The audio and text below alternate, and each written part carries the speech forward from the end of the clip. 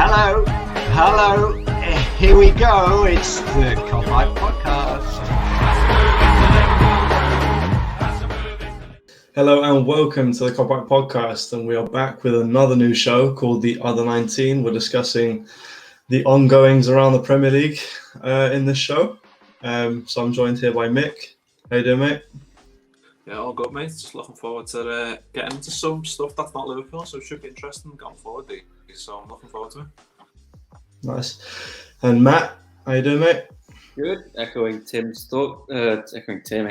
thoughts, and I talk about losing or lack of goal scoring or anything like that. So I'm buzzing. And Jay, how you doing, mate? Shit. Yeah, mate. It's underlying, but I feel like we all feel that way. All right, so let's kick the show off with probably the biggest news of the week. That is Frank Lampard being sacked at Chelsea and replaced by Thomas Tuchel. Is that? I mean, I'm the one with the accents and talking all the names, but I'm not really sure how to pronounce his name. Tuchel. Tuchel. Thomas. We'll call him Thomas for now. So Jay, we'll come to you. Jay, we'll come to you first. Thoughts on Chelsea's sacking and appointment of their new manager. From a sentimental point of view, and disclaimer, I have no sentiment towards Chelsea, but this is the Other 19 show, so we're taking our Liverpool hats off. I think it's disgusting how they've treated arguably their greatest ever player, I'll be honest. When he got the job, I thought it was too soon for him. I really did. I thought, okay, yeah, he did a good job at Derby, but was that a big step for him? I think he would have got the job one day. I just think he should have had another club or another couple of clubs beforehand. But it was obviously done with emotion and all that sort of stuff, which is fair enough when you look at it. And, you know, Chelsea change managers more often than I change my undies, which says more about Chelsea than it does me, actually. So there's a big thing about that one. But yeah, I was shocked and I wasn't shocked, because I did think that with all the pressure that came with Lampard getting the job, I thought he would have been there a lot longer, at least till the end of the season. I'm shocked that they've not given him his time. But when you look at it at the beginning of the season, the amount of money that he'd spent on the calibre of players, they should be in the top four, and they're not. So yeah, where did he go from here? It's the same merry-go-round, and Mick did a really good tweet about it, and it was the same thing. It's just here we go again from Roman Abramovich. He's just like, right, well, I'll give you a load of money, you've not produced, get out, and he'll just write a cheque for Thomas Tuchel or Tuchel in the summer. So yeah, the merry-go-round again. I do feel for Frank Lampard. I feel for the fan base, because if that was Gerrard, I'd be fucking fuming. And the last thing you want is your own fans turning on your greatest ever player, which is why I'm very sceptical about Gerrard taking over from Klopp directly from Rangers. So I don't want to see that happen. So this is a good thing for us to see, because it's a good warning shot. But again, taking off the Liverpool hat, I was pretty much shocked by it, but not shocked. Yeah, okay. Well, I'll come to Mick, because I did see your tweet as well, actually. Do you reckon this is more to do with what Frank Lampard hasn't done, Fat Frank, and or is it to do with the fact that Abramovich felt like the right manager came around and was available at the time? Yeah, I think it is that, because the fact that he's now in post Thomas Tuchel, it's too coincidental that he's got rid of Lampard and now he's in place. So it was obviously in the pipeline, wasn't it? Clearly, that he was going to come in at some stage. But yeah, he's been in management for what, 3 years? He was at a year at Derby, wasn't he? And he's gone to Chelsea, and it's like Jay said, it's a warning shot for us that if when Klopp does leave, getting a manager in who's an absolute legend at your club isn't always what it's cracked up to be. Graham Souness learned that the hard way. And look, he still gets grief about his time at Liverpool just because of what he's done as a manager rather than what he's done as a player. So it can go wrong. So I think it would, in terms of Liverpool, it would be nice if we held off on Gerrard for a bit longer to let him have some more experience, and before he comes in, and he's going to take that mantle at some stage, isn't he? Let's get it right. It's going to happen at some stage. But yeah.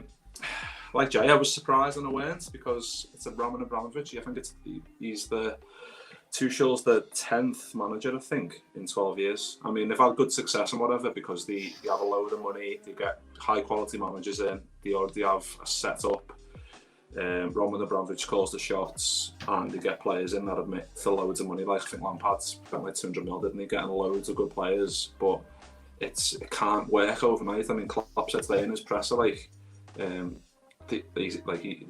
Abramovich has got no patience, and it's clear because you look at Klopp's first things like 80 games, and then Lampard's.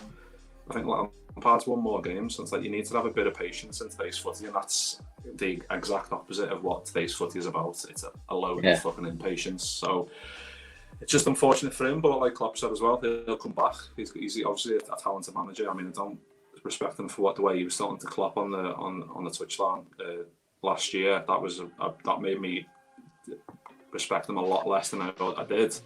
But he's obviously a talented manager, and he's going to go on to do good things. But I think going to Chelsea that quick was a bit premature, and that's proved to be it's proved to be right.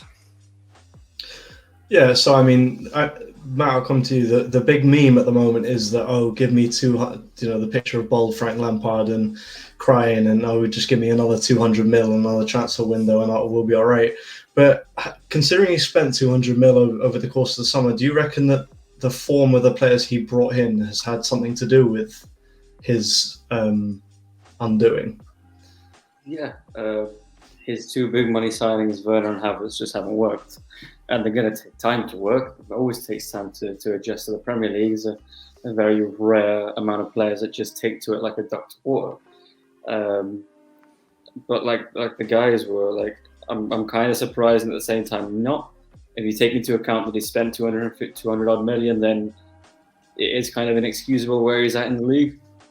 But at the same time, would Abramovich have made the same decision had Stamford Bridge been full week in, week out with fans chanting his name? Because they would have been chanting his name because he's a club legend. Then I think not. Agree with Jay that they've treated him horribly. Apparently they didn't even let him in the ground, into the training ground, to say bye to the players afterwards after he got sacked, which is kind of shocking. But one thing that I don't think anyone can argue is, regardless of how he's been treated, regardless of whether it was the right decision or not, Chelsea now have a better manager for it, which you've got to look at it coldly. Easier to do when you're not a Chelsea fan like us. But Tuchel is definitely a better manager. He's definitely got more pedigree. He's worked with a few of the players before, Thiago Silva. So if Lampard was getting the best out of him, you'd bank on Tuchel getting the best out of him. So I'm sure that Tuchel will be more of a success than Lampard was. But I'm afraid the jury's kind of set out on Lampard because, like Mick said, give him a bit of time and then maybe he would have been able to do something. But Abramovich has done what Abramovich does best, and he's sacked quickly without considering the future of the club. Yeah. It's a weird one. Yeah, I mean, it's interesting actually because obviously Thomas Tuchel has kind of made his name working for PSG over the last few years, but at the same time, I've never been particularly impressed with PSG. I know they made the Champions League final last year, but obviously that was in a competition that was one and done, and obviously when you have that much talent on a team, it is difficult to kind of overcome a team with, that kind of power going forward with the likes of Neymar, Mbappe, and Di Maria, and obviously Cavani coming off the bench. So considering the fact he never really did much with PSG, obviously he won in France, but obviously with a team with that amount of talent playing in a league like that, it's not exactly going to be the most difficult challenge. So yeah, I've never been massively impressed by him. So the appointment kind of confused me a little bit, but at the same time, it just gave off the vibe that Frank Lampard was being used as a pawn because he's a club legend to go through a period of transfer where they were going to bring in a bunch of players. And obviously, if you're a fan of the club, if Steven Gerrard was there and this happens to Steven Gerrard, you'd be pissed off with the club more than Steven Gerrard, wouldn't you? Because he's likely to be one of your favourite players, isn't he, of all time? So it's interesting because for me it felt like a tactical move by Abramovich, to the fact where no one was really going to hate Lampard for the situation. So he kind of got away with it a bit, kind of it's not as big as it normally would be. Whereas if you brought in a big name manager and then sacked him to show, it would kind of be a big deal. Whereas Lampard's lack of experience and a club legend, so it kind of works as to where it's if you're looking at it from a standpoint where you spent that kind of money and you want to succeed, it actually makes sense, doesn't it? Yeah, I mean, I think Lampard only got the job due to circumstances. I mean, you look at the Chelsea job anyway, it's not the most attractive of jobs for a manager. You're not going to get given your time. You're going to get sacked at some point, whether you win the Premier League or not. You're getting sacked from that job within 2 years. It happened to Mourinho. It's happened after Mourinho. Didn't Di Matteo get sacked months after winning their first Champions League? It's going to happen. Frank Lampard only got the job because Chelsea had a transfer ban and no one else wanted the job.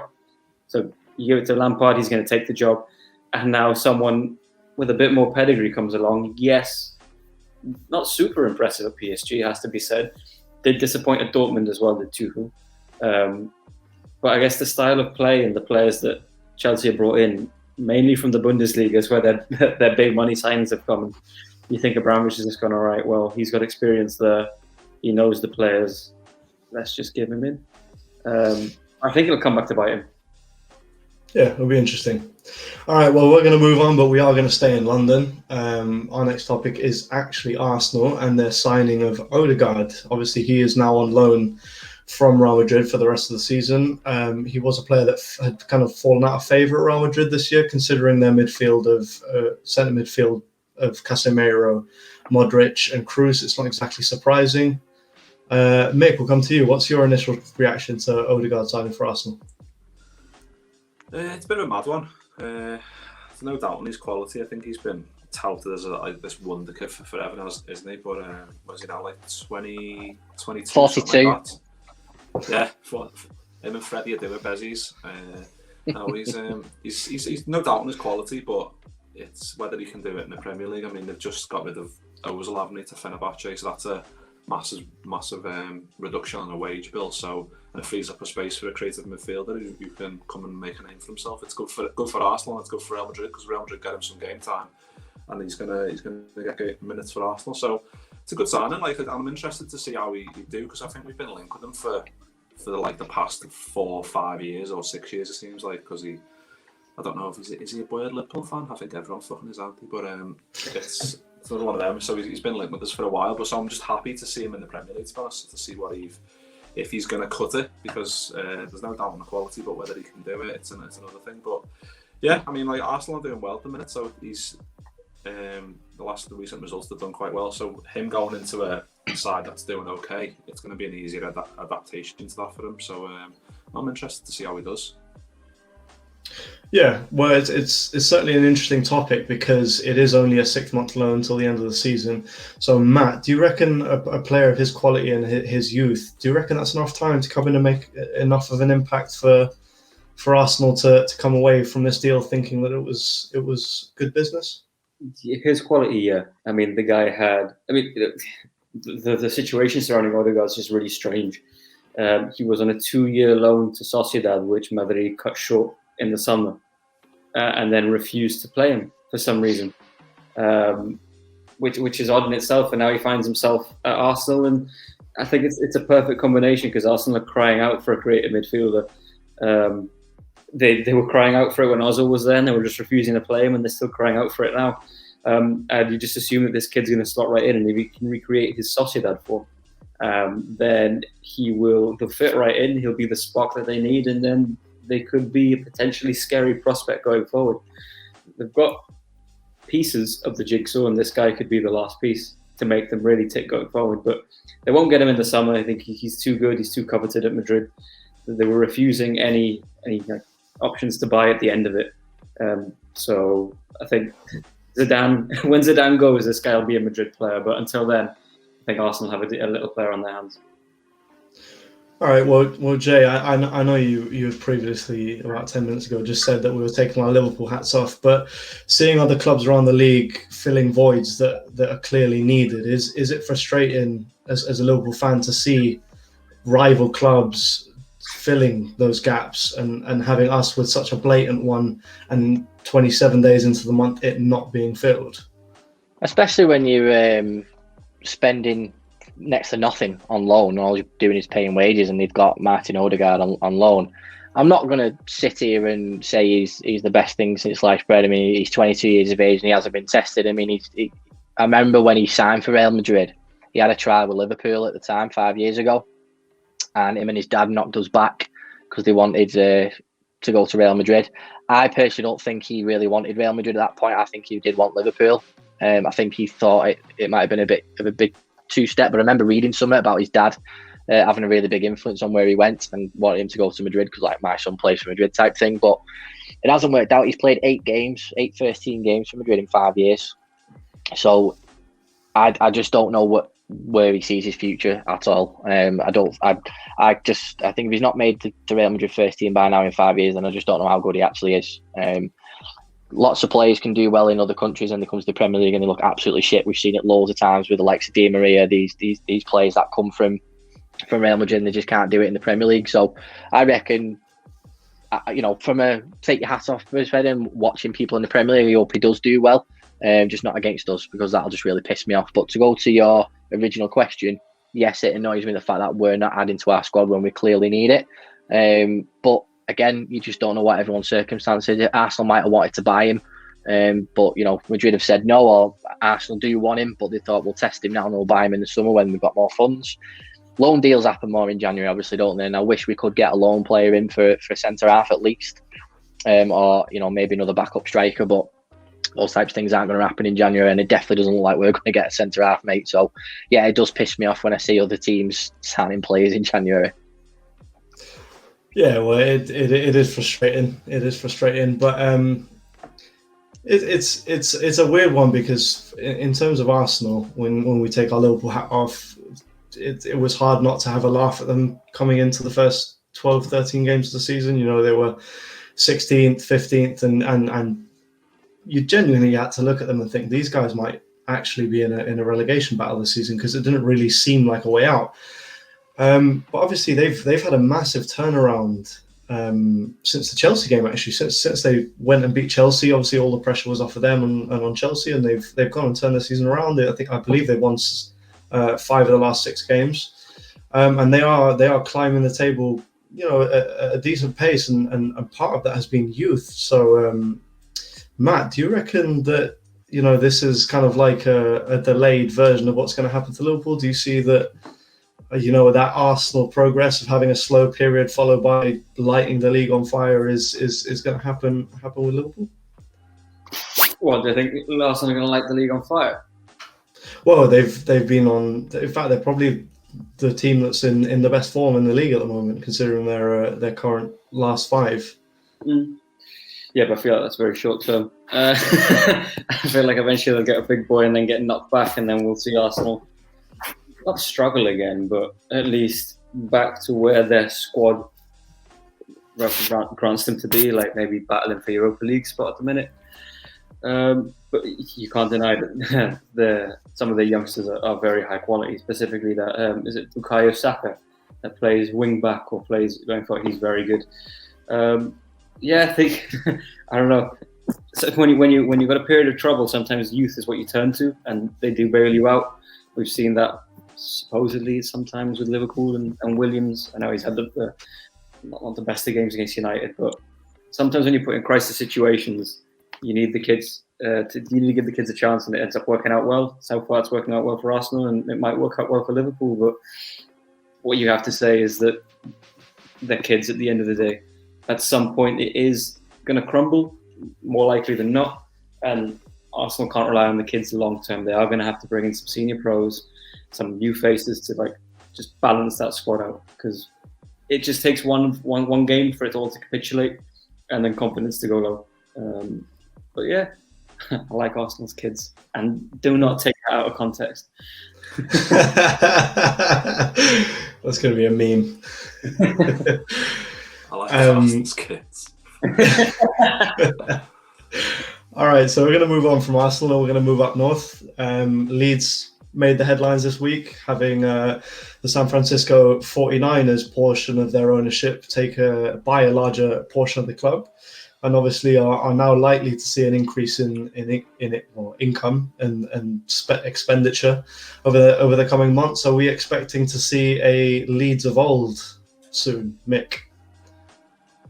I think that's a bit much to ask. I mean, they're doing so well. Where are they? I mean, they're 12th in the league. I mean, I can remember when I was looking in the day when me and Jay done that pod at the opening day of the season, and we got like really good views on those videos, and it was like, what a game that was. And I think we both said on that video they're gonna go on to be one of the ones to watch this season. I mean, they're not top half the league, but the football they play is just really good to watch, isn't it? I mean, and with added, like you said, with added resources, like sky's the limit for them. They've got so many good players, and they've got players that are just really like Klopp players in a way. Like they play in a system so well that if they added a bit more quality into that, I mean, like the likes of Bamford and whoever else they've got from Rafinha, they've got added some quality there already. But if they add some more, maybe some better defenders at the back and a bit more steel in midfield, you could see them really challenging for top four spaces like the Leeds of old, the Leeds that we want to see, that Leeds that we've seen back in the 2000s, and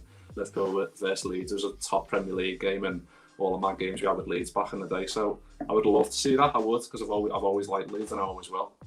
Maybe if they beat us this season, I won't like them as much. But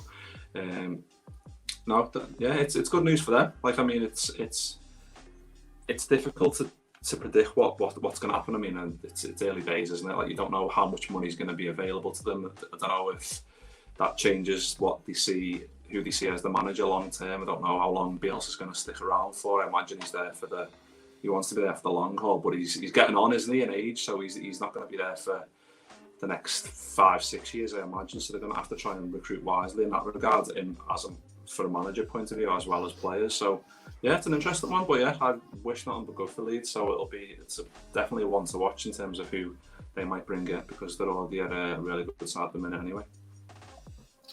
Yeah, well, in terms of bringing players in, it's certainly a place that, given if you watch a Leeds game as an attacking player, it's certainly an attractive option to kind of go and kickstart a career with, or kind of continue a goal scoring run with, isn't it, Jay? It's kind of, it's certainly an attractive option considering the way they play football and how aggressive they are going forward. Yeah, man. All right. Yeah, they're a different entity, aren't they, compared to what they used to be? I think they are playing a better style of football. Don't get me wrong, the Leeds teams that we saw in the last 2 years, the Premier League, were phenomenal, like Mick just said, and they played some awesome football. But I'm comparing it to since they went down. It's only been like the last 4 or 5 years where they've turned around, and they have been unfortunate not to get into the Premier League earlier than what they did. I think everyone thought every year Leeds are going to go up, and then they bottle it. That's not used as an abusive term. It's just they did. You're leading the league for a long time, and they didn't make it. So, yeah, I think Leeds will definitely stay up this season. I think there's something like 11th or 12th at the minute with 20 odd points.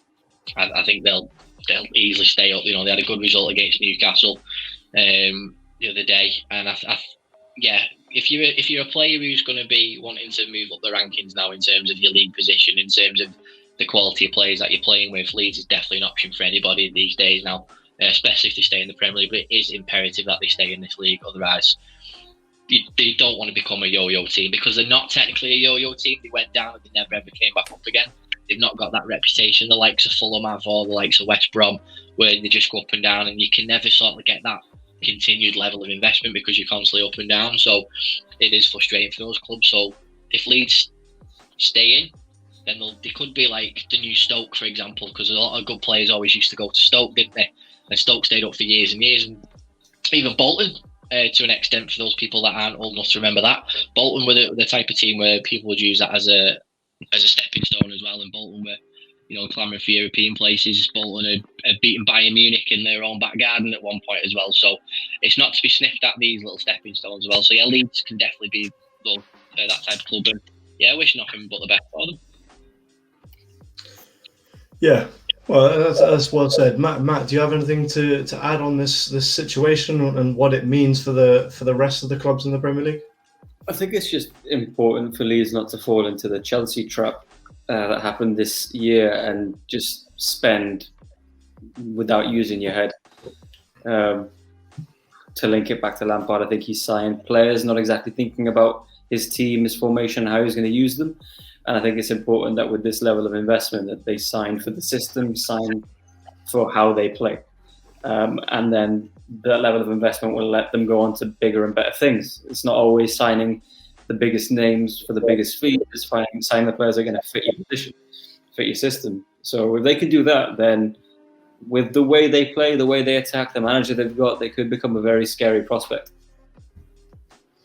Yeah, it's certainly interesting. I would like to see Leeds certainly return to kind of top half football and really be one of those teams that you just hate to go and visit. You know, Ellen Road is always tough to go and to go and play in, and it'll be nice to go to see Leeds back competing for European spots, and if that is, and if they do see an increase in money and you know they bring in some talent, it would be interesting to see how that changes the landscape of the Premier League, considering the fact that you've got the likes of Arsenal and now Chelsea who despite bringing a new manager are in transition. So yeah, it'd be interesting to see them compete against some of the bigger clubs and see if they can kind of really mix up the order of things, because obviously we've all been used to a big six, and we've seen in recent years the likes of Leicester come in and completely mix that up, and now you know Everton have unfortunately been more of a pain in recent year. But yeah, all right. Well, moving on from that, we're going to talk about another headline around the Premier League, and that is the change to the offside rule. Now, obviously, this came after an incident in an Aston Villa game with Tyrone Mings, where a player came from offside and won the ball back because apparently he had meant to control the ball. Now, this it's a bit of a mess. It's hard to distinguish what's what, but yeah, Jay, we'll come to you. What do you make of the rule change, and do you want to just give us a quick background on what it means? I don't even know what it meant beforehand, mate, so I've got fucking no chance of telling you what it means now. But the good thing is that they fucking reviewed it, but it's so funny because if City win the league by 3 points now, I'm never going to let them fucking forget that moment, because it shouldn't have really counted now that they've changed the rule. But it does make you laugh, and it makes a mockery of it. I'm glad that it's been looked at, and now it's a case of, right, well, we are now thinking about these offside rules and what it does and what it doesn't mean. And at the end of the day, when a player comes back from an offside position, he's interfering with play anyway, because he's still in that advanced position when the ball's coming up to meet him. So although you're not touching the ball, you're still in that advanced position more than what you were beforehand. So when it does lead to a goal, you're further up the pitch anyway. So it's good that that's been looked at, but I don't see why it's taken that long, because the game has been happening for God knows how long. That those situations have happened numerous times before VAR, and they've been chalked off. So don't understand why it wasn't chalked off in the first place. But I'm just really glad that they've looked at it, addressed it, and changed it. And hopefully that is a stepping stone to where they look at other stuff that happens and go, well, that needs to fucking change as well. Hopefully within the next couple of weeks, they look at something that happened 6 months ago and go, right, we need to change that as well. I just hope it doesn't take another fucking incident for those things to happen. I want them to happen on their own. I don't want them to say, we're going to change that rule because that happened. Because it's already happened. It's already affected the team. It already affected them. They were playing Villa, weren't they? That's already affected Villa. You know, and it really isn't fair. If I was a Villa fan, I'd be fucking fuming the fact that they've changed that rule now. I'd rather not change it.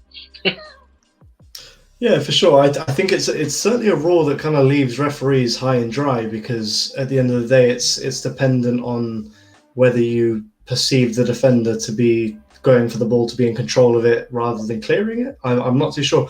But Matt, would you like to just comment on what this means for kind of defenders and how they're supposed to view this now? I think defenders are just going to be shit scared to control the ball whenever someone's in an offside position, because he should be blowing off for offside. But if that's going to stand, then they're just going to be clearing it. What it does mean for football is that we've seen a change to the handball rule and a change to offside midway through a season now, which is ridiculous that the rules weren't right before, probably still aren't right now. And touching on what Jay said, you know full well that they're not going to change anything until more incidents happen. Unfortunately, it's just this season is just a bit. Apart from the fact that the football's nuts, and everything's up in the air who's going to win the league. The level of officiating has been dreadful. The consistency has been all over the place. Well, I say that. The consistency has been good, but they've been consistently shit all season. And I think it's not so much the rules, but the level of officiating for what's deemed to be the best league in the world has to improve drastically, because it is the best league, but with the worst officials. And a couple of changes in sentences and the rules isn't going to change that.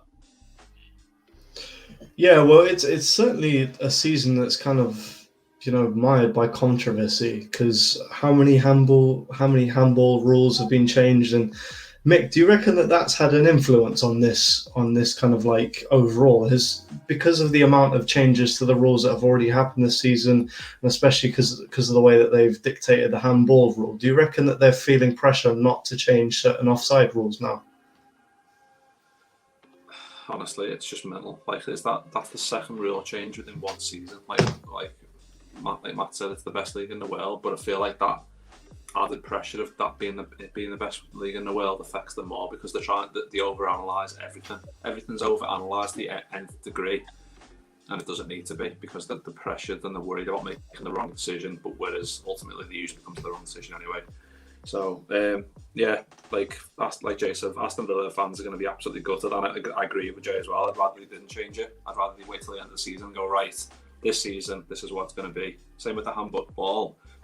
Like, didn't we get against City, De Bruyne crossed one in and it hit Gomez's arm and it got given a pen. Obviously De Bruyne missed the penalty, so it had no bearing ultimately on that play. But then we get one against Burnley, it hits their hand, pretty similar, and we don't get it because they've changed the rule. So it's affecting everything, because if you're lucky enough to get these decisions in the season and then it's changed after it, you've already benefited, so it doesn't matter, because ultimately you're already winning. You've already won those points and you can't take them back off you. So the likes of City, the likes of, we got beat by Burnley, we probably did deserve to, but little decisions like that where you could get a handball. There was one against Man United as well, where Harry Maguire puts his arms up in the air and blocks one of our headers off a corner. If that was played first 10 games of the season, would that be a handball and we get a penalty? I don't know. It's stuff like that where so many variables now, and it's like VAR has created more grey areas than it's solved them, and I think that's the problem. This season's already a mad one because there's no fans. Like, players are out left, right, and centre with COVID. The table's just topsy-turvy, and then you add into that VAR and changing rules fucking every other week. You can't expect any consistency out of anything. Fans, players, fucking referees, everyone's just all over the place because no one knows what's going on. And there's another decisions where, like, they don't put the flag up when it's clearly offside, but then sometimes they do. It's like they clearly don't, because I think it was Sean Massey put a flag up the other week, or last week I think it was. Can't remember what game it was. She was officiating, she put a flag up, everyone's kind of stopped. I think it might have been the Man City game. Everyone half stopped and then they end up scoring, whereas usually now they stick to the rule that don't put your flag up because VAR will check it ultimately, only put it up after the move's ended, so you can then look back at it. But there's just this season's just going to be one of them where I'm hoping, if it comes to it, that this season was one of those where it was a breathing ground for all the shite that is eventually going to diminish in the next season. Then I'll accept it. But if it keeps rumbling on with the same shite, then it was all for nothing, because this season's just, like I said, absolutely crazy as it is. So adding more crazy into it, you're just asking for trouble. So considering it's been a while now since VAR has been introduced to the Premier League, you would have thought that they would have figured the nuances like this kind of stuff out at this point. So my question to you, Jay, is do you think that it's better at this point that VAR is just consistent with what is current and stick to the guns, rather than having an incident force their hand to change rules seemingly week in and week out at this point? It's a really, really good question, mate. And again, you can look at it in all walks of life, couldn't you? Because how are you going to know what the right thing to do is unless the incident doesn't happen? You're never going to have that talking point to learn how to change it. So for me, let all the shit happen. Don't change anything. Make a note of it. Read the shit that goes on in the press afterwards and like, that was wrong. Some refs are coming out now saying that they've made mistakes, but they should be bookmarking those mistakes and going, right, as of next season, we don't do that. don't change it now. It's like, it's like if you have a baby, you learn as you go of what to do with a kid. But then as soon as you have your second one, it's a lot easier because you've made those mistakes. So you go, right, well, I won't do that with the next one and stuff like that. That's the quickest way I can put it into perspective for people. Is that a spoiler alert, Jay, or are you just purely football talking about? No, it's definitely not. It needs to happen for a baby to do that, and that just doesn't happen because I'm married. That's the simple way. It's like anybody's job. Someone can tell you to do your job one way. It's like, well, you got to do it, but I don't know how to do it. So if I don't practice, how am I going to get better at it? And this is the thing in it. So to answer the question, mate, you're just going to have to, for me, just let the shit happen. Don't be changing stuff every other week. Just let it happen, bookmark it, and say, right, okay, we've learned from that. That was a mistake. So we take that into next season and we announce all the changes that way, because, other sports do it. As you know, I'm a big fan of the NHL, and any real changes happen during the off season. They change during the off season, and then they announce them in one big thing. Right, this is a list of changes this year. This is a list of changes this year, and that's what should happen now with VAR, because the NHL have been using VAR for a long time. And the reason why I compare it to the NHL, because they have offsides, they score goals as well, they have goal line technology as well. So it sort of goes hand in hand that way. So yeah, for me, mate, just leave it until the end of the season, but remember what happens. Anyone else want to chime in on that? Done with VAR this season. Yeah, well, I mean, I think about everyone is. So, yeah, I agree with Jay. Actually, I'm an NFL fan and an NBA fan as well. And considering the fact that they will just, if there is a rule that is an issue, they will just take the blast from the media for however long. And then in the off season, when it's not going to affect a weekly game or a game that's going to be played the next day, they change the rule, and obviously the next season you don't get any complaints about it because they've changed it and it's for the better. So I do agree, and I think that this season has been absolutely manic in terms of the football, in terms of the rulings, in terms of the refereeing, in terms of COVID, in terms of games being postponed. So it's just adding to that. Instead of being a kind of like something that's consistent in the league, it's adding to the fact that it's a completely manic season that's got seemingly no direction. So yeah, I mean, I hate to end on a VAR discussion, but I think we're at the end of our... That's the Around the League, mate. That's what's been happening this week, so that's what we got to do. There you go. So that about wraps up our first episode of the Other 19. So thank you again. Thank you, Mick. Thank you, Matt. Thank you, Jay. And we'll see you soon.